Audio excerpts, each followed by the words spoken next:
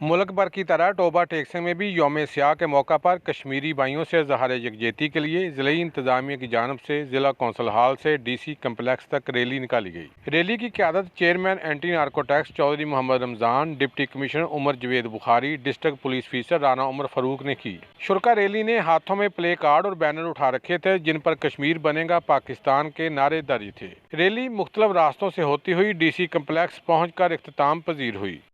ये तमाम अक़वाम आलम को हमारी तरफ से पैगाम है, कश्मीर हमारा है, हमेशा था और रहेगा, और हम इसे एक इंच भी पीछे नहीं हटेंगे। हुकूमत पाकिस्तान और पाकिस्तान की आवाम जो है वो कश्मीरियों के साथ खड़ी है। ज़िला हज़म में जो यौम सियाह कश्मीर के हवाले से मनाया जा रहा है, इस हवाले से मेरा पैगाम है कि हम कश्मीरी बहन भाइयों के साथ हम वक्त खड़े हैं। उनकी तकलीफ़ में, उनके दुख दर्द में हम बिल्कुल जो है शामिल हाल हैं। रैली के अख्ताम पर पाकिस्तान की सलामती, अमन, तरक्की, खुशहाली और कश्मीर की आज़ादी के लिए खसूसी दुआ मांगी गई। कैमरा मैन अली हैदर के साथ सुल्तान महमूद, टोबा टेकसिंग।